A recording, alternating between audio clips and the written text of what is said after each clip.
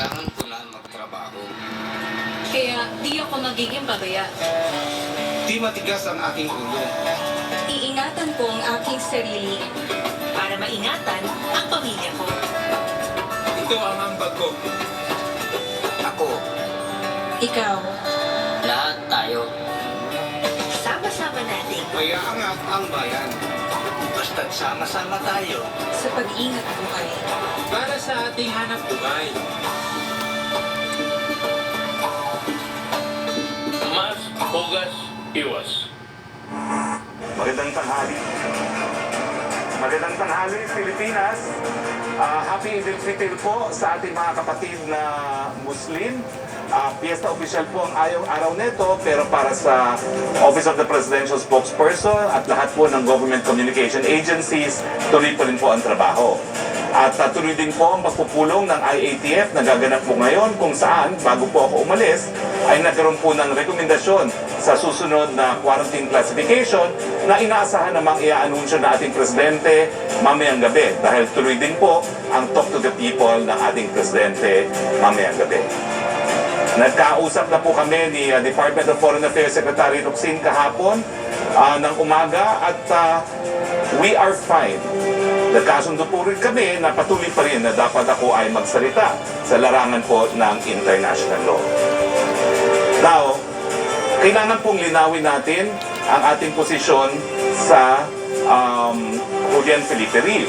Mabuti naman po at nag-issue ng statement ang National Task Force for the West Philippine Sea. Ang sabi ng National Task Force, and I quote, ang Felipe Reef ay isang low tide elevation na nasa 175 nautical miles mula Bataraza, Palawan at nasa loob ng 200 nautical miles ng exclusive economic zone.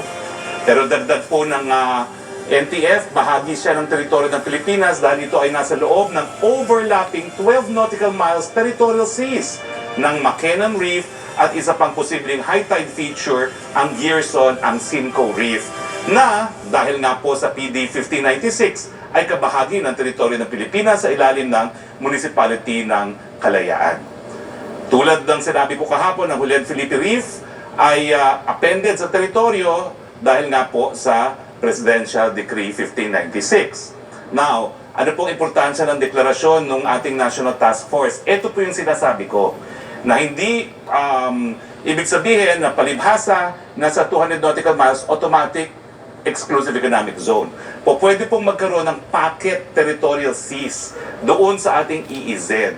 At mas marami pong karapatan ang coastal state dahil ang territorial seas po ay merong soberenya at meron din pong jurisdiction. No?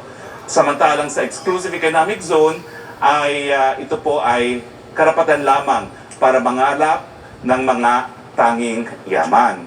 So, ang aking punto lang po kahapon, no, kabahagi siya sa 200 nautical miles, pero malinaw po na merong dalawang high tide elevations doon na magkakaroon po ng territorial sea kung saan kabahagi ang ating Julian Felipe Reef. Sa totoo lang po, hindi naman po ako nagsabi na mayroong dalawang high tide elevation. Nasa ating screen po ngayon yung decision mismo ng Hague Arbitral Tribunal. Ang sabi po ng Hague Tribunal, and I quote, no, the tribunal finds with respect to the status of features in the South China Sea that Hughes Reef lies within 12 nautical miles of the high tide elevations or features of McKinnon Reef and Simcoe Island. So hindi po ako nagsabi niyan, yung tribunal po ang nagsabi niyan. Now, totoo pong inaangkin natin yan. Pero ang katotohanan po ay ang nakaukupa dyan sa dalawang bato na yan ay ang China at ang Vietnam. Ito po ang larawan ng McKinnon Reef na ino-occupy po ng China. In-expanda po nila yung kanilang artificial island. No? At ito naman po yung isa pang bato, isla na ino-occupy ng Vietnam. Ang tawag po dyan, Simcoe Island. Yan po yung konteksto ng sinabi ko, no? Na po pwede na hindi talaga siya kasama ng EEZ kasi may territorial sea. Of course, inaangkin po natin yan. So, posibleng maging territorial sea ng Pilipinas yan. Now, dun sa mga ibang nagsasabi na, ano ba itong possession nito? Kapag ba possession, automatically mawawala na sa atin. Hindi po. Kasi ang applicable norm sa international law, sa mga isla, ay iba po doon sa karagatan. Ang applicable rule po is the state that presents the superior claim to disputed territory on the basis of effective occupation shall be granted title. Ano ba yung effective occupation? Ito po yung mga ebidensya na merong soberenya na sumasakop sa isang teritoryo na pinag-aagawan. Ano po yung mga ebidensya na yan? Kasama na po dyan yung batas na nagkabit ng isang disputed territory sa teritoryo ng isang bansa, yung aktibidades ng militar, yung pag-exercise ng legislative at saka judicial jurisdiction. So, now, lilinawin ko rin po na hindi ibig sabihin na palibhasa 200 nauticals ang EEZ, automatic 200 nauticals na po talaga yan. No? Sa katunayan po, hindi lang Pilipinas ang meron 200 exclusive economic zone on the basis of 200 nautical miles. Lahat po na ating nakarating na lugar ay meron din po silang mga exclusive economic zone. Itong susunod na slide ay magpapakita po na bagamat yung pinakamalayong delimitation line, yan po yung ating 200 exclusive economic zone, meron po talagang overlaps dun sa ating mga karatig bansa. So, according to UNCLOS, itong mga overlaps po ay dapat pag-usapan, magkaroon ng negotiations, na magkaroon ng kasunduan kung paano madedelimit po ito. Okay? So, sana po naging malinaw na yan. Now, itong decision po ng arbitral tribunal na merong territorial sea dito sa Makenan, ay isa lang po yan sa mga bagay-bagay na dapat pag-aralang mabuti, lalong-lalo na po ng Kongreso na bumuo ng Archipelagic Baselines Law kung paano dapat baguhin ang ating batas na nauukol sa ating teritoryo. Noong isang araw po natin sa briefing, pinakita ko po yung iba't ibang mga teritoryo ng Pilipinas sang-ayon po sa iba't ibang mga batas. No? Yung kwadrado po, yan ang Treaty of Paris. Tapos po, kinabit po ng Presidente Marcos, PD 1569, yung KIG Group of Islands. No? At tapos nagdeklara ng EEZ. Pursuant din po sa PD sa isang presidential decree. Pero tignan po natin kung ano ang sinabi ng tribunal, ng Hague Tribunal tungkol dito sa batas natin ito. Nagkaroon po tayo ng Archipelagic Baselines Law na kinwestiyon nga namin doon sa Magaliona, hindi kami nagwagi, pero nawala po talaga yung ating internal waters at territorial sea na pagkakaan natin. No? Now, anong sabi ng Korte Suprema sa ponensya po ni Justice Carpio nga po, no? And I quote, although the Philippines has consistently claimed sovereignty over the KIG and Scarborough Shoal for several decades, these outlying areas are located outside the appreciable distance from the nearest shoreline of the Philippine archipelago, which any straight baselines looped around them from the nearest base point will inevitably depart to an appreciable extent from the general configuration of the archipelago. Ibig sabihin, sabi po ng Korte Suprema, doon sa decision nila, yung KIG, hindi natin attach sa ating teritoryo sa pamamagitan ng archipelagic baselines kasi masyado daw malayo. So ang ginawa po nila, inappend nila yung KIG group sa pamamagitan ng regime of islands di umano, no? At ito po ngayon ang pinag-aralan din ng tribunal.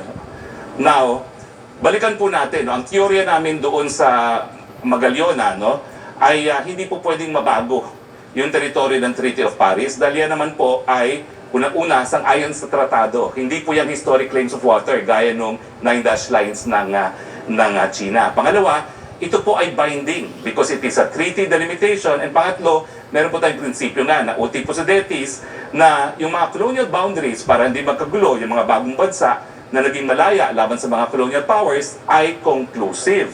So meron po talaga tayong basihan na panindigan yung ating Treaty of Paris. Pero gumawa nga po ng batas ang Kongreso, sinabi namin unconstitutional, kinilala pa rin na constitutional. No? At ang sabi nga nila, and I quote, the baselines cannot be drawn from the boundaries or other portions of the rectangular area delineated in the Treaty of Paris, but from the outermost islands and drying reefs of the archipelago. So anyway, para magahong, nawala talaga yung ating internal waters at territorial seas. At ang sabi pa ni Justice Carpio sa decision na yun, dahil tayo ngayon ay compliant sa UNCLOS, mas malakas ang possibility natin na magwawagi tayo sa ating claims sa pinag-aagawang isla. O tignan po natin kung anong sinabi ng Hague Tribunal. Ito po yung sa arbitration na isinulong natin, no? Paragraph 574, and I quote, "In any event, however, even the Philippines could not declare archipelagic baselines surrounding the Spratlys Islands. Article 47 of the Convention limits the use of archipelagic baselines to circumstances where within such baselines are included the main islands and an area in which the ratio of the area of the water to the area of the land, including atolls, is between 1:9 and 9:1. Ano pong nangyari doon sa ating domestic na batas? Doon po sa archipelagic baseline, so sinasabi nila na tuloy pa rin yung visa ng 1569. Yung 1569 po, in-append natin yan as an offshore part of the archipelago. So, tignan pa po natin yung ibang paragraphs ng Tribunal Award, no? Ito naman po, paragraph 575. The Convention also provides in Article 7 for states to make use of straight baselines under certain circumstances, and the Tribunal is aware of the practice of some states in employing straight baselines with respect to offshore archipelagos to approximate the effect of archipelagic baselines. In the Tribunal's view, any application of straight baselines to the Spratlys Islands in this fashion would be contrary to the Convention. Ibig sabihin, para bagang yung ating legal na basihan para angkinin nga itong Spratlys, sinabi rin ng Tribunal na hindi rin sang-ayon sa UNCLOS, kasabay ng sinabi niya na yung 9 dash lines ng China ay wala pong legal na basihan. May isa pa pong paragraph ang nais kong i-quote, no? Final paragraph is 575, no?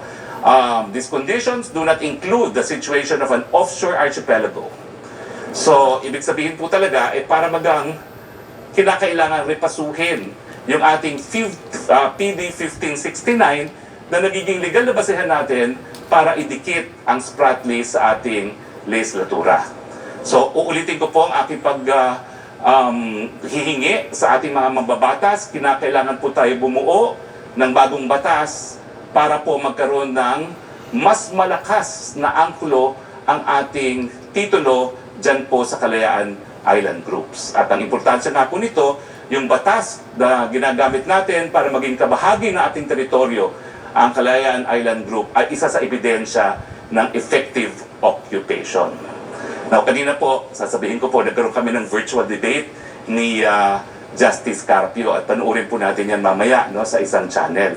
Pero ang importante po, marami nagtatanong, paano ngayon? Hindi ba dapat paalisin ni Presidente ang China doon sa kanyang mga isla na ino-occupy, lalong-lalo na doon sa mga lugar na sinasabi na sakop na ating exclusive economic zone at wala nga pong mga karapatan ng China na maggawa ng isla doon. Well, tama po. At pinapaalis po natin sila. Kaya lang, hindi sumusunod. Ito yung konteksto na sinasabi na siguro dahil ayaw umalis, kinakailangan use of force ang tanging pamamaraan para sila mapaalis. Pero sabi nga ni Presidente sa UN General Assembly, bawal po ang paggamit ng dahas. Kaya nga po, patuloy tayo sa diplomasya. Pero ang tanong, anong epekto ng mga artificial islands dun sa lugar, lalong-lalo na sinabi na ng Arbitral Tribunal na kabahagi natin ng EEZ. Wala po. Kasi matagal na pong prinsipyo sa international law na ang mga teritoryo na nasakop sa pamamagitan ng paggamit ng dahas, territories acquired through conquest will never ripen into title. So wag po kayo mag-alala. Maski tayo po'y mag-status quo na narariyan sa kanilang mga artificial islands, kung wala naman silang legal na basihan para angkinin yan, hindi ibig sabihin na palibasa malakas sila at hindi natin sila mapaalis, ay sa kanila na po ang territory. So in that sense po, sinisigurado tayo na international law might will not always be right because territory acquired through conquest will never ripen into title. Okay, sana po naging malinaw yan at siguro po mula ngayon, yung mga tanong sa national territory, ibato na po natin ngayon sa Kongreso dahil at least ang isang mabuting binunga nitong debate pagdating sa Kalayaan Island Group, ano nga bang epekto niya ang arbitral award na yan sa batas natin pagdating sa ating teritoryo at kinakailangan po talaga repasuhin yan ng Kongreso. Iwan na po natin sa Kongreso dahil hindi naman po yan katungkulan ng isang presidente. Now, pumunta na po tayo sa mga ibang bagay.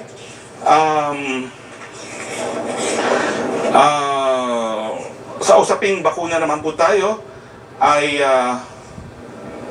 Dumating kagabi ang 15,000 doses po ng Sputnik V. Ito ang second dose ng 15,000 doses na nauna nang dumating sa Pilipinas. Anong ibig sabihin po nito? May 10,000 katao ang mababakunuhan ng Sputnik V, habang parami ng parami ang mababakunahan. Pairalin ang kooperasyon sa mask, hugas, iwas at bakuna. Samantala, dahil sa latest official announcement ng World Health Organization tungkol sa Sinopharm na binigyan po ng emergency use listing, well, ang paninindigan po natin dahil sa development nito ay lalo pang darami ang ating vaccine portfolio habang patuloy natin ini-improve ang access sa ligtas at epektibong bakuna tulad ng Sinopharm. I-reiterate ko po, nauna naman po yung sinabi ni Presidente na ibabalik yung 1,000 na Sinopharm na covered lang ng compassionate use. Ilang araw lang po matapos yun, nagdeklara ang WHO na kasama ng Sinopharm sa emergency use listing. At nagdeklara na nga po ang Department of H na sila na mag-a-apply para sa EUA. So, ang ibig sabihin po nito, determinado pa rin tayo na idagdag ang Sinopharm doon sa ating portfolio na gagamitin mga bakuna laban sa COVID-19.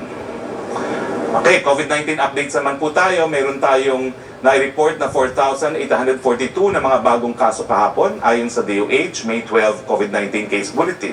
So matotal, meron na tayong 53,214 mga aktibong kaso. Nagpapasalamat tayo sa ating mga medical frontliners dahil nasa 1,046,431 na po ang gumagaling sa COVID-19. Samantalang nakikiramay po kami sa pamilya ng 18,740 na pumanaw dahil sa coronavirus. 1.67 po ang ating case fatality rate. Kamustahin naman po natin ang ating mga ospital sa Metro Manila at sa buong bansa. Nakita niyo po na bumaba po ang utilization rate talaga ng ating ICU beds. Nasa 66% na lang po yan sa Metro Manila. Nasa 46% naman po ang utilization ng isolation beds, 50% ang ward beds at 48% ang ginagamit kong mga ventilators. Sa kabuong bansang Pilipinas, 61% po ang utilization rate natin ng ICU beds, 44% po ang ating isolation beds, 50% po ang ating ward beds, at 42% po ang ating gamit na ventilators. Ulitin ko po, binabati po natin uli ang mga kapatid nating Muslim sa kanilang selebrasyon ng Eidul Fitar. Sa kanyang mensahe para sa okasyong ito, sinabi ng Pangulo, and I quote, as you mark the end of the month-long journey of reflection, prayer, and fasting, may Allah continue to instill in you the virtues of generosity and compassion. Let us welcome a new hope that Eid brings for peace, prosperity, and healing and strength as we build a progressive and brighter future for our people. Dito po nagtatapos ang ating briefing. Simulan na po natin ang ating open forum. Yusek Roque? Yes, good afternoon, Secretary Roque. Una pong tanong mula kay Crisalyn Catarong ng SMNI. Nagbabalak po si dating Senator Trillanes na kumandidato sa pagka-presidente sa 2022 kapag hindi sasabak sa pagkapangulo si Vice President Robredo. Anya magiging pinakamahalagang halalan 2022 presidential election sa kasaysayan ng Pilipinas simula noong 1986 dahil hindi lang ang demokrasya natin ang nakasalalay kundi ang survival ng bansa. Ano daw po ang comment ng palasyo? Una, libre pong mangarap. So, hayaan po nating mangarap na maging presidente si dating Senador Trillanes. Karapatan po niya yan bilang isang Pilipino. Pangalawa, mukhang di naman siya makakatakbo dahil lininaw po ni Vice President Lenny na tatakbo pa rin siya. No? At least nandiyan pa rin yung plano. Pangatlo, wala pong katuturan yung sinasabi niya na survival. Dahil wala pong issue na hindi po tayo magwawagi laban sa COVID-19 at wala pong kahit anong banta sa ating mga institusyon na demokrasya. Ang second question niya, ano-ano daw pong tulong ang inihahanda ng pamahalaan para sa mga Pilipino na apektado ng kaguluhan sa Israel? Ganyan din po ang tanong ni Rosa Licos ng UNTV, ni Kylie Atienza ng Business World at ni Vic Sumintak ng Net25. Dahil alam niyo pong sanay na ang ating mga embahada at ang ating OWA sa mga pumuputok na gulo sa iba't ibang parte ng daigdig kung saan meron tayong mga kababayan, mayorya sa kanila ay nagtatrabaho bilang OFW, alam na po ng ating embahada doon kung ano mga posibleng mga pangyayari. So hinahanda na po yung posibleng repatriation, hinahanda at binibigyan na po sila ng warning na kung po pwede po ay yun nga po, mag-ingat dahil dito sa mga pag-iinit na mga pangyayari dyan sa Israel at sa occupied territory. No? At ang gobyerno naman po natin, kung talagang kakailanganin, siyempre po, susunduin natin ating mga kababayan kung talagang kinakailangan at kung gusto po talaga nila. Siyempre po, ang naging posisyon na ng DFA, sana po malutas na sa mapapayapang paraan itong tensyon na nangyayari po dyan sa gitnang silangan. Tanong po ni Eileen Taliping na Abante Tonight, ang sabi daw po ni dating Senador Trillanes, ipakukulong daw niya si Pangulong Duterte kapag nanalo sila sa darating na eleksyon dahil sa mga pinagpapapatay sa ilalim ng kanyang administrasyon at dahil umano sa katiwalian. Ano daw po ang inyong reaksyon? Kung meron po siyang kaso mahihain, dapat ihain na niya. Ang problema kay Secretary Trillanes, dakdaklin ng dakdak, no? Kasi kung meron po talaga siyang ebidensya na meron pinapatay ang presidente, dapat hinain niya po ngayon. Kasi yung immunity from suit lang naman, ibig sabihin, hindi uusad sa gobyerno o sa korte habang siya ay nakaupong presidente. Pero wala naman siya kahit anong kasong hinain, 5 taon na. So kung wala siyang nahain sa 5 taon, hindi ko po alam kung paano siya magkakaroon ng kaso matapos ang 6 na taon. Okay. Secretary, salamat. Wala pong pulisiya na magpapatay ang ating presidente. Siya po'y dating piskal na siyang lumiliti sa paglabag ng Revised Penal Code. Kasama na po dyan ang krimen ng pagpapatay or murder. Salamat po, Secretary. Susunod po magtatanong si Mela Les Moras. Go ahead, Mela. Hi, good afternoon, Spokes Roque. Yung unang tanong ko lang po on quarantine classifications para mas malinaw yung expectation ng ating mga kababayan. I understand kasi na meron mga lugar naman sa bansa na until May 30 lang. So mamaya, ano po bang mga lugar yung ina-expect natin na magkakaroon ng announcement ng bagong quarantine classifications? At ano-ano po yung ating mga naging basihan kung dapat bang manatili sa MECQ o ibababa na sa MGSQ? Ano po yung mga naging considerations ng IATF? Punong lugar na nasa MECQ ay hanggang 14 lamang ng boneto. So magbabago po ng quarantine classification, kung mayroong mang pagbabago ay yung mga lugar under MECQ.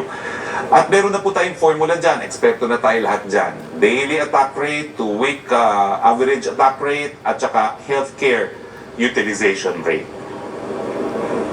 Opo. And sir, about naman po sa, yun nga, sa talk to the people, kasi maraming mga kababayan tayong nag-aabang. Ano po ba yung mga expected topics din na mapapasama rito? Yung travel ban daw po ba na mag-expire din ng May 14 or baka madagdagan pa? Magiging kasama rin po kayo ito sa i-announce ni Pangulong Duterte? Ako po yung nag-attend ng IATF hanggang mga 11:45. No? Umalis na po ako ng 11:45 dahil kinakailangan na mag-press briefing. So, pero I believe na pag-uusapan din po yan na mapapaso na travel ban. No? So, pwede pong ma-anunsyo rin yan ng Pangulo. Pero dahil may talk to the people nga po, talagang hindi ko po pwede pangunahan ng Presidente. Tayo lang po nag-anunsyo kung walang pagkakataon na si Presidente na siyang nag-aaproba ng mga rekomendasyon ang siya mismo mag-announce. Opo. At panghuli na lamang po, Secretary Roque, ano lang po masasabi ng Malacanang sa mga pumupuna na umano'y mabagal ang vaccination program ng pamahalaan? At ano naman po yung assurance nyo sa publiko, hindi lang sa vaccination program, kundi sa kabuuang COVID-19 response? Salamat sa tanong, Nela. No? Pinalilinaw lang po ni Secretary Galvez, who unfortunately cannot join us today, no? Na yung 1.5 million na dumating na Sinovac, hindi kasi po magamit ang Sinovac nang walang certificate of analysis. Pero doon sa 1.5 po, lumabas na yung certificate of analysis ng 500,000. So, lahat po yun na-deploy na sa Metro Manila. Pero meron pa pong 1 million na undergoing certificate of analysis. Ito po'y para masiguro na kapareho ng kwalidad, no, o quality, yung latest batch ng Sinovac na nakuha natin. Now, mabuting balita nga pala, no, sa actual study po sa Indonesia, kung saan ginagamit ng lawakan ng Sinovac, abay napakataas po ng effectivity ng efficacy ng Sinovac. No? Mas mataas po doon sa naiulat na efficacy doon sa Turkey. At itong pag-aaral po ay ginawa rin sa health workers sa Indonesia. Now, yung dumating naman pong 2 million na AstraZeneca at saka yung Pfizer, meron po talaga tayong mga subcontractors na sila ang nagde-deploy dahil nga po merong mga temperature requirements, no? So, sasabihan po natin yung ating mga subcontractors na pabilisan yung kanilang deployment dahil strategiya nga po natin para mabuksan natin ang ekonomiya na bukod pa sa mask, hugas, iwas, kinakailangan magpabakuna na. Opo. Very quick follow-up lang po, Secretary Roque. So, you disagree po dun sa mga nagsasabing mabagal daw yung ating vaccination program? Oh, well, hindi po siya mabagal, no? Pero kung hindi, may mga proseso na dapat pagdaanan. At yun po yung dahilan kung bakit pagdating hindi ka agad magamit. Kasi naman, kung naiiba yung quality, kung hindi naman magbibigay ng proteksyon, para pa. So, nag-iingat po tayo. Pinag-aaralan po natin talaga sa pamamagitan ng Certificate of Analysis. Okay. Thank you so much po, Secretary Roque. Salamat, Mela. Balik tayo kay Yusek Roque. Yes, thank you, Secretary. From Buena Bernal of Channel News Asia, something as benevolent as the community pantry is so hotly debated in the Philippines. The community pantry pioneer had already been receiving rape and death threats. Is there official word from the palace for Filipinos not to discredit this movement and assign malice to organizers? Tagal na po kaming nagsalita tungkol dyan. Sinabi po natin na wini-welcome natin ang community pantries as the expression of the best of the Filipino in the worst of times. Yan po ay isang gawain na bunga ng ating konsepto ng bayanihan at nagpapasalamat po kami sa mga taong tumutulong dito sa community quarantine. Ito rin po naging posisyon ng DILG at ng hepe ng PNP at ang sinasabi nga lang natin, maghihimasok lang ang gobyerno para masiguro na natutupad po ang minimum health standards, mask, hugas, iwas, social distancing, no? Dahil ayaw rin naman natin mangyari na yung pagtulong sa ating kapwa ay maging super spreader events. Matagal na pong pulisiya yan ng gobyerno. Second question po niya, how do you respond to criticism that community pantries emerge as a result of government's inefficient aid to the needy? Ang bayanihan po kinikilala na sa pag-iisip at pagkatao ng mga Pilipino since time immemorial. Hindi po natin kinakailangan ng kahit anong dahilang politikal para tayo po'y magbayanihan.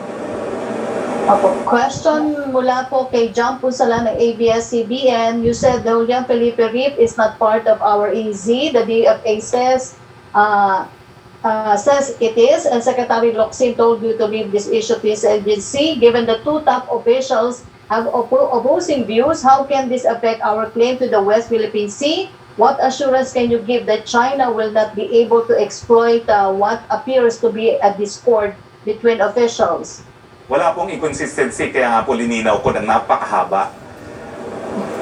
Nasa loob po yan ng 200 nautical miles, pero yung arbitral tribunal mismo nagsabi na may dalawang high tide elevations doon na po pwedeng magkaroon ng territorial sea. Ang tanong, sino bang maa-awardan doon sa lugar na yon? Sa ngayon po, wala, kasi tatlo tayo nag-claim. So wala po yung epekto doon sa ating claim to the West Philippine Sea. Pero alam niyo po itong issue to, napakalalim po nito, napakomplikado, pang PhD o pang JSD na mga abogado. Bumalik po tayo doon sa issue. Yung kanilang binabatong mga paratang kay Presidente, hindi raw pinoprotektahan ng soberenya, hindi raw pinanindigan ng pang-national interest. Again, ang kasagutan po natin, hindi po totoo yan. Dahil sa administrasyon ni Presidente Duterte, wala pong nawawalang teritoryo, status quo po tayo. So, yung kanyang polisiya na isang tabi ang hindi mapagkasunduan, isulong ang po pwede magkasunduan, yan po ay epektibo sa pangangalaga ng integridad ng ating national territory. Okay, thank you, Secretary. Susunod po magtatanong si Tricia Terada ng CNN Philippines. Yes. First question on the anti-terrorism na ni-release na names yesterday. Has this been shared with the President, and what did the President say about the initial list of names that were considered as terrorists by the Anti-Terrorism Council? Yung pag-release po kasi nangyari yan matapos kami naghiwalay sa Mindanao ng ating Presidente. No? Ang huling pagkita ko po kay Presidente ay Tuesday at parang Wednesday po yan na-release. So mamayang hapon po tatanungin ko kung anong reaction niya. Sir, pero na-relate po ba sa Malacanang kung ano yung naging basis for this list and how verified is this list? Because in the past, for example, yung sa drug list, merong mga lapses. Paano po nasiguro or masisiguro na walang ganong lapses dito sa list na to? Because ang fear, sir, would be, of course, for the general public na paano kung mapasama yung pangalan nila? Are we not putting the lives of these people at risk? Hindi lang po Pilipinas ang nagbibigay ng definisyon sa terorismo. Lahat po ng mga tao na nagkakalat ng takot or ang hirap Tagalogin, those who instill fear and terror in the minds of the public through violent means is a terrorist. At pagdating naman po sa mga lokal na terorista, alam po natin kung sino sila dahil bagamat meron tayong demokrasya, bagamat meron party list system, patuloy pa rin ang paggamit ng armas, no, para makamit ang kanilang mga layunin. So, hindi po tayo bumuo ng definition na yan. It's an international definition, naka-include po yan sa UN Security Council Resolution, at kapag sinabi ko pong Security Council Resolution, binding po yan sa lahat ng membro ng UN. Hindi po kagaya ng General Assembly resolutions na non-binding. But sir, is there at least an assurance from the palace or from the president na kung halimbawa medyo critical about the government na hindi naman sila mapapasama, kumbaga walang ganong policy naman? Meron po ang tawag Bill of Rights.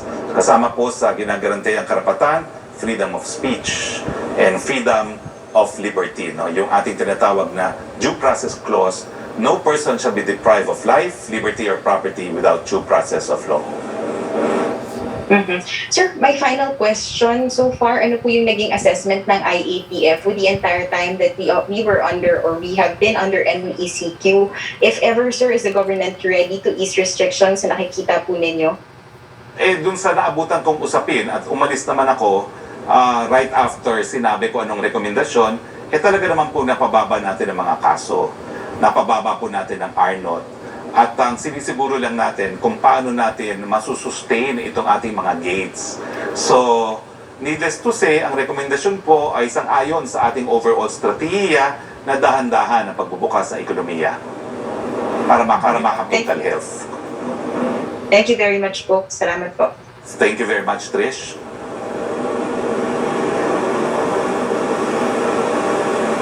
Tanong mula kay Chris Jose ng Remate. Reaksyon sa panawagan ni Dr. Tony Liachon sa gobyerno na bilisan ang vaccination program bago mag-expire ang mga bakuna. Anya baka masayang ang higit sa 1 million doses ng AstraZeneca na inaasahan daw po mag-expire sa katapusan ng Hunyo. Wala pong problema yan kasi ang expiration date ay July. Mayo pa lang po. Isang buwan lang ang ating kailangan para ubusin yung 2 million po yan na AstraZeneca. Second question po ni Chris Jose ng Remate. Komento sa sinabi ng ilang senador na irresponsable raw ang naging pahayag ninyo na hindi sakop ng exclusive economic zone ng Pilipinas ang Julian Felipe Reef dahil nagpapakita lamang daw ito ng pagiging atat ng palasyo na kumampi sa China. Tanong din kung sa China raw kayo sumasahod. Kapong basehan yan kasi nga yung factual finding na merong territorial sea na nage-generate ang dalawang high tide elevation ay nanggaling po sa Hague Arbitral Panel. Malinaw na malinaw po yan, kaya ko nga kinote po yung paragraph ng Arbitral Tribunal ruling. Namumulika lang po sila. Yung third question po niya ay nasagot niya na about yung pag-uusap niya ni DFA Secretary Locsin. Yung susunod pong magtatanong si Melo Acuña ng Asia Pacific Daily. Please. Mr. Secretary, and I believe you're still in Davao. Ano po ang balak? Now in the premises of PTV4 in Quezon City. Dahil Fiesta Official po, sarado ang NEB sa Malacanang, pero dito po tayo sa premises ng PTV4. Maraming salamat po sa PTV4 for accommodating us today. Akala ko nasa Davao pa kayo eh. PTV4, napakaganda rin pala ng facility ng PTV4 Quezon City gaya ng PTV4 Davao. Okay. Meron pong 29,473 Filipinos in Israel and 1,273 Filipinos in Burma. Kung hindi naman classified, ano ang balak ng Department of Foreign Affairs para mapanatiling ligtas ang ating mga kababayan sa mga bansang ito? Yun na po, madami ng karanasan ng DFA dyan at alam na po nilang gagawin. Simula doon sa pagbibigay warning na dapat mag-ingat, doon sa paggagawa ng hakbang o kinakailangan tulungan umuwi ang ating mga kababayan. Pihasa na po ang ating mga embahada at ang ating OWA pagdating sa mga kaguluhan kung saan naroroon ang ating mga kababayan. Ano po ang strategy ng pamahalaan para matiyak na yung mga bakuna ay makararating sa kinauukulan sapagkat nabanggit nga ninyo, mayroong mga bakuna na maaaring mag-expire by July. Can we have the capacity to generate more vaccination centers across the country to meet the demands ng ating mga kababayan? Ang aim nga po natin makapagbakuna ng 500,000 daily, no? At hindi pa po natin magawa yan dahil kulang nga po ang bakuna. So dun sa mga bakunang dumating po, wala pong problema. Ubos ka agad yan. Okay. Matanong ko po kayo, pardon my ignorance about international law. Pinag-uusapan po kasi na magkakaroon ng Code of Conduct ang mga bansa na mayroong claims doon sa South China Sea. Ibig po sabihin nito, kung maipasa itong Code of Conduct na ito, wala na tayong magagawa doon sa artificial islands na itinayo ng ibang bansa, di po ba? Ganun na po ba iyon? Talaga naman po na unang-una wala pa po tayong Code of Conduct, no? Pero bagamat wala tayong Code of Conduct, nandyan po ang UN Charter na nagsasabi na bawal ang paggamit ng lahas. So meron po tayong mandatory Code of Conduct. Bawal gumamit ng lahas at kinakailangan hindi pagkakasunduan nito, itong pag-aagawan ng teritoryo, maresolba sa mapayapang mga pamamaraan. Yan po ay nasa mandatory Code of Conduct na nasa UN Charter. So, hindi po maaapekto kung sino pa rin ang magkakaroon ng titulo dyan kasi mariresolve lang po yan sa dalawang pamamaraan. Kung magkakaroon po ng kasunduan, kaya importante na gamitin ng diplomasya para magkaroon ng solusyon sa problemang ito, or kung lahat ng partido ay isusumite for final determination either through the International Court of Justice or through binding arbitration. So hanggang hindi po pumayag yan, mga claimants na yan na magkaroon ng kasunduan or ihain ang kaso sa ICJ or sa binding arbitration, hindi po talaga magkakaroon ng resolusyon itong agawan ng teritoryo ito. But we can have the option to build our own artificial islands in the South China Sea? Well, sabihin na lang po natin ngayon na sa ngayon po, meron kasi tayong kasunduan na status quo. Ang problema po yung kasunduan na yon, matapos nakagawa na nga po ng artificial islands, pinalaki nila yung mga artificial islands nila sa exclusive economic zone, at least sa ilang parte na exclusive economic zone ng Pilipinas.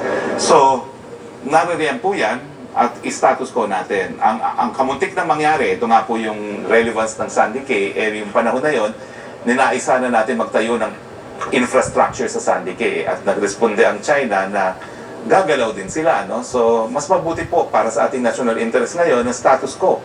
Dahil kapag gumalaw mo ang China, dadalawa lang po yung ating bagong pandirigmang barko, no? Yung hindi masyado magiging epektibo yan para protektahan ang ating national interest.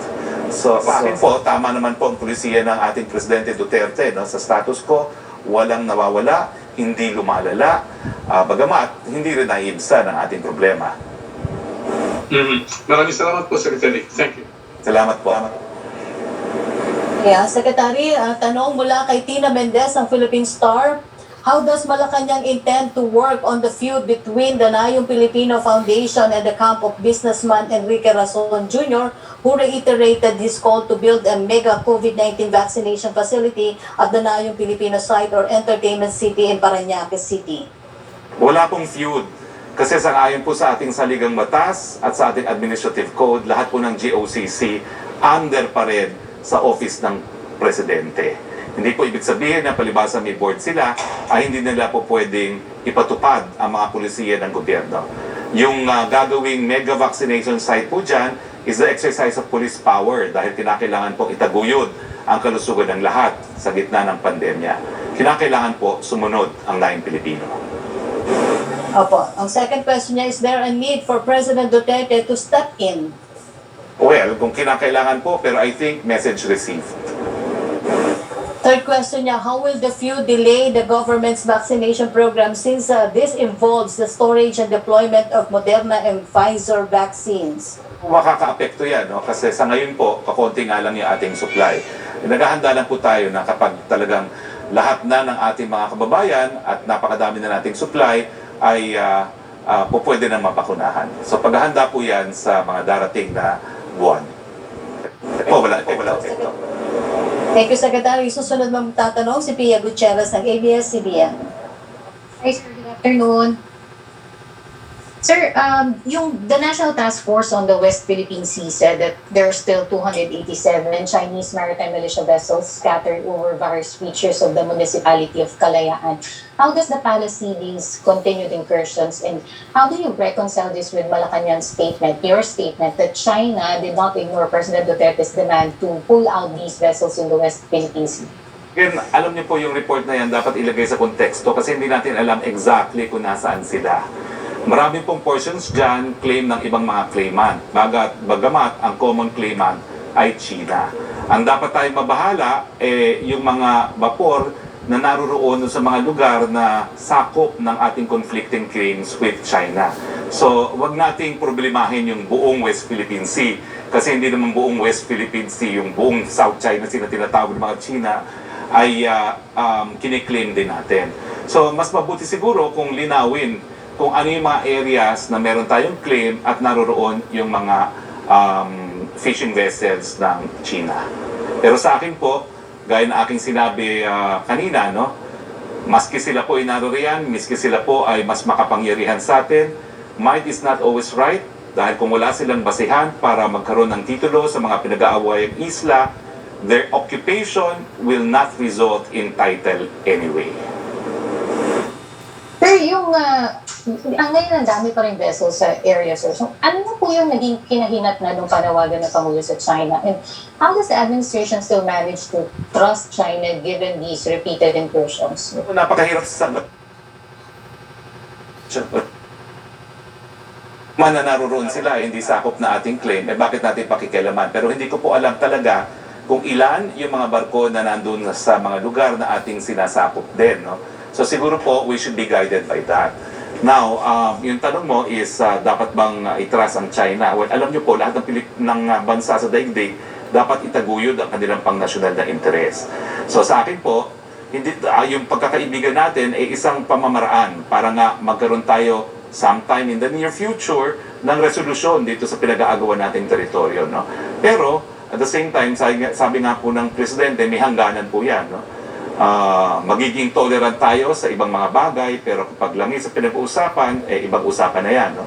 Pero sa ngayon po, linawin muna natin, nandoon bang karamihan doon sa mga teritoryo o sovereign areas covered by sovereign rights na kiniklaim din natin. At yun talaga yung dapat nating problemahin. Yun yung dapat na iprotesta muli ng ating DFA. At saka alam niyo yung pagpuprotesta, na hindi na dapat yan sinasa publiko dahil as a matter of course, ginagawa po yan ng ating DFA. Kaya nga po dun sa Julian Felipe, ginawa natin ang dapat natin gawin. Nag-file tayo ng diplomatic protest. Sir, si Carlo Montehermoso, yung mangingisda na nagtanong sa Pangulo nung halalan debates tungkol sa West Philippine Sea noong 2016, sabi niya dismayado siya dun sa sinabi ng Pangulo na joke lang yung sagot niya dun sa jet ski siya sa West Philippine Sea. Can you speak to these fishermen, sir, and explain the context of the President's response to that question? Pati yung sinabi ng Pangulo na tanga lang yung maniniwala sa kanilang pangako kasi na-insulto daw itong mga mangingisda na to at sila daw, pati daw sila nagsisisi na binoto nila si Pangulo over that promise. Well, Carlo, no, unang-una ang tanong, nakakapaghanap buhay ka ba ngayon? Hindi ba totoo na nung mga panahon ng Administrasyong Aquino kung saan tayo po ay palaaway sa China, yun po yung panahon na hindi kayo nakapangisda sa Boro. So wag po natin kakalimutan na kung hindi po nabago ang pulisiya natin sa China, hindi pa rin po kayo makakapangisda. Pangalawa, yung sinabi ni Presidente na magje-jet ski, mag-aano ng flag, bagamat ito po ay sinabi sa panahon ng eleksyon, ang mensahe niya, itataguyod niya ang soberenya ng Pilipinas. At yan po ang nangyayari. Kaya lang, alisin natin sa ating mga isipan, na yung pagtataguyod ng soberenya, ibig sabihin, makikipaggulo, makikipaggera doon sa China. Hindi po. Merong iba't ibang pamamaraan para itaguyod ang ating soberenya. At sa ngayon po, mukhang gumagana yung pulisiya ng Presidente, isulong ang mga pupwedeng isulong na bagay-bagay, dahil ikaw po ngayon ay isa sa mga nagbebenepisyo na kapaghahanap buhay muli sa Boro. So, kalimutan po natin yung mga pula ng lahat kasi panahon na po ng eleksyon. ginagawa po talaga nilang election issue. At ito nga pong si Justice Antonio Carpio, nagtayo pa ng partido. So ano pa pong gusto ninyo? Malinaw na it is all for election purposes. Pero sino po ngayon ang nagbigay ng pagkakataon sa iyo, Carlo, para magkaroon ng pagkain sa hapagkainan? Hindi ba po ang pulisiya ng presidente? At hindi ang pulisiya na awayin ang China? The thing is, sir, si Carlo na-interview na ABS-CBN and he actually answered that question. At ayon sa kanya, sir, wala daw pong nabago dun sa sitwasyon nila dun sa Scarborough Shoal. Kasi nandun pa rin daw po yung Chinese Coast Guard, tinataboy pa rin daw sila doon. At sa ngayon daw, sir, according to him, according to his interview, pinagtsatsagaan na lang daw nila kung ano yung makukuha nila doon sa gilid ng Baho de Masinloc. Well, ang punto po dati, hindi sila makapunta ng Baho de Masinloc. Malaking bagay po yun. Huwag po natin i-deny yan. At hindi ko po alam kung si Carlo isa dun sa akin naging kliyente nung kami nga din po ay nagreklamo. Pero pagkakaiba, Carlo, noon at ngayon malinaw na ang inyong pangingisda is a matter of right dahil nagkaroon nga ng desisyon na ang Hague Tribunal. At bagamat ang sinasabi ng China, hindi niya kinikilala itong Hague Tribunal neto, pinapayagan nila kayong pangingisda. Ang tanong, bakit hindi sila ngayon gumagamit ng water cannons para palabasin kayo? Bakit hindi nila sila ngayon tinatakot at forcibly hinaharang? No? Dahil nga po, dito sa kasunduan, na bagamat hindi kinikilala ng China ang arbitral award, karapatan nyo pa rin yan, at meron na tayong, kumbaga, normal na relasyon sa ating kapitbahay. Pero ang problem, sir, despite these pronouncements of Malacanang, sila din mismo nagsasabi na sila mismo hindi daw sila makapasok dahil tinataboy sila ng Chinese Coast Guard. So are you saying na dapat masaya sila na at least nakakalapit sila at nakakakuha pa rin sila doon sa gilid ng mismong Scarborough Shoal? Ngayon po kasi walang nakakapasok sa lagoon.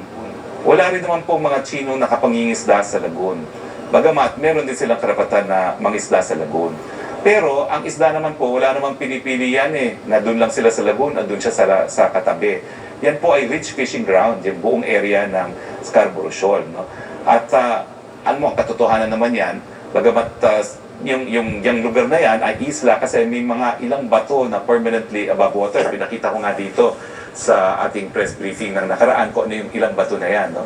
So, ang importante po ngayon, nakakapunta pa rin sila gaya ng ginawa ng kanilang mga ninuno sa area ng Scarborough at napangingisda. Pero yun nga po, no, lilinawin ko kay Carlo, sang-ayon po sa Hague Tribunal, lahat ng mangingisda, Pilipino, Chino, Vietnam, pwedeng mangisda. At ito nga pong ruling ng Hague Tribunal ito dahil riniklamo natin na pinapaalis ang ating mga mangingisda.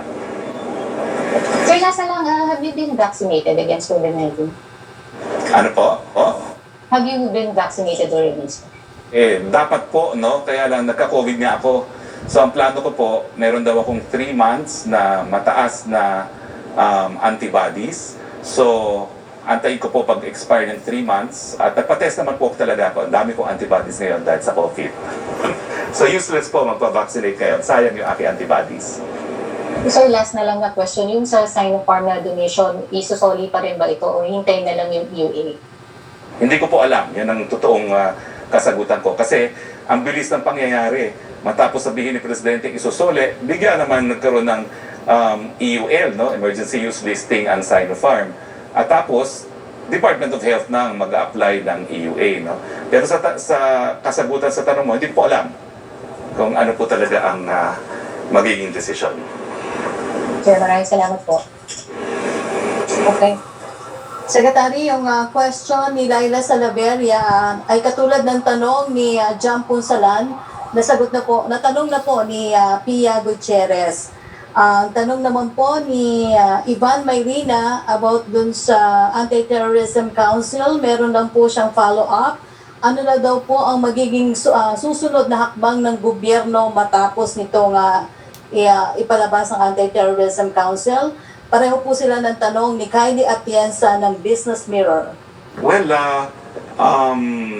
dahil presumed constitutional po ang anti-terror law, uusad po yung proseso. No? Ngayon sila ay na-classify na as a terrorist group, may kapangyarihan na ang Anti-Money Laundering Council na i-freeze ang kanilang mga ari-arian. At importante po yan dahil kung sila po ay walang pondo, hindi na po nila magpapatuloy yung kanilang mga terroristic acts, among others. Okay, thank you, Secretary. Ang susunod po magtatanong si Pia Reñada. Go ahead, please. Hi, Sec. Can you hear me? I can. Wait, sir, there seems to be a big disconnect between Malacanang's remarks and the remarks, especially in relation to the West Philippine Sea by the DND and DFA. For example, earlier you said the China policy of the president is working, but if that's the case, why do we still have all these reports from the National Task Force in the West Philippine Sea? Why do we still have need to keep filing diplomat protests, even daily protests at one point? And why is Secretary Lorenzana telling Chinese ships to go out? Well, when I say it's working, I'm not saying it's perfect. So kung meron talagang basihan para mag-file ng diplomatic protest, kinakailangan mag-file ng diplomatic protest kasi in international law, isang pamamaraan para mawalang visa ang iyong claim to territory is kung meron kang acquiescence. No? So kapag meron silang ginawa na tingin natin labag sa ating claim, kinakailangan iprotesta, no? Para hindi tayo ma-accuse of estoppel or acquiescence. No? So having a working policy doesn't mean it's perfect. It's not a perfect world. No? Kaya nga kinakailangan patuloy pa rin nating protektahan ang ating interes. But sir, these problems have been there since the beginning of the administration. Does the palace consider, or does the president consider changing the policy given that it's been how many years already and we've just seen the same thing over and over again? Again, I will bring you back to the reality. Wala pong Scarborough sa administrasyon ni Presidente Duterte. Wala po tayong teritoryong nawala. At kung gagayahin natin ang ginawa ni Secretary Albert at ni dating Senador Trillanes, baka mawala na naman tayo ng isla. So that is proof that the President's China policy is working. Sir, you also keep downplaying the findings of the National Task Force in the West Philippine Sea. For example, yung hindi the part of the EEZ, yung Julian Felipe Reef, and then earlier you said, parang you modeled the remarks of the NTF when they said that over 200 ships are still in the West Philippine Sea. Sir, do you coordinate with the NTF, the DND, the DFA when you make statements like that? How does it go, the communication line, to make sure that you are all on the same page? Well, una po, no? I answer questions. Now, I offered actually to everyone, kung gusto nyo, di ako sasagot ng tanong, sasubmit ang mga questions para kayong sumagot. Ayaw naman nila, no? Because that would mean na parang hindi natin alam ang sagot. Pero wala pong inconsistency eh. Kasi siguro sa detalye, hindi ko naman alam kung nasaan yung mga barko na yan, no? So, I'm no position to actually say anything. But the policy of the President is consistent and has not changed, and as I said, has worked. Now, ang problema, you will never agree to that. And I'm sure Rappler will never agree to that. So let's just agree to disagree. Pero yung pula mo, I don't think holds water because all of the agencies will have to comply with the policy of the President. Kaya nga po, mahirap na supili ng pananalita ng presidential spokesperson. Unless talagang magdesisyon si Presidente na mali-mali ang mga pinagsasabi ko, in which case, sisisantiin niya ako. But I'm still talking today. Di ba po, no? Because the President is still the architect of foreign policy. Sir, but even a detail as simple as how far Julian Felipe Reef is from our baselines, how come that you don't even know? Because that's the basis of saying... No, okay. Kaya nga po lininaw ko eh. It's the arbitral award. Regardless of the distance, lininaw ko eh. Pakita natin yung slides ulit, no? Unang-una, it's not me saying na hindi siya talaga exclusive economic zone. It's the tribunal itself na sinabi na merong 2 high tide elevations. Ang dapat intindihin ninyo, hindi ibig sabihin na palibasa 200 nautical miles, automatic yan. Kasi po pwede nga magkaroon ng pockets of territorial sea at mas maraming karapatan ang bansa sa territorial sea. Okay? Po pwede rin mangyari po yan doon sa pinag-aagawang Scarborough. In the end, mapupunta po yan sa Pilipinas, bagamat in possession of China, and yet, ang mangyayari po dyan, magkakaroon ng pocket of territorial sea. So, yan po talaga ay desisyon ng tribunal. Kaya nga po, siguro, it is a very complicated and obscure provision of the UN Convention on the Law of the Sea. But as I said, I always have a source. And the source is the primary material, the arbitral ruling. So, yan po aking linilinaw. Hindi po sa akin nanggaling yon, nanggaling po yan sa Arbitral Tribunal. Paragraph 1203B3. Use reef lies within 12 nautical miles of the high tide features of McKinnon Reef and Cinco Island, and therefore can be enclave as territorial sea and not just part of exclusive economic zone. So, mali sinasabi mo, Pia, I'm sorry to say. Last question. So given that yun nga, si DFA Secretary has flagged the remark you made, corrected it, and then now you're saying that, you know, you still get to speak on these issues, what will be your next step to ensure that these contradictions don't happen in the future, given that the big consequences of different cabinet members saying different things? Well, kaya nga po, sa lahat ng oportunidad, binibigyan naman po ako ng presidente na access sa kanya. Para masiguro na tama yung mga pinagsasabi ko at sang-ayon sa kanyang polisiya. Kaya po napapansin nyo sa Talk to the People, well, matagal po yung mga meeting namin, pero matagal din yung mga usapin namin na primarily on foreign affairs, no? Kasi yun talaga importante na tama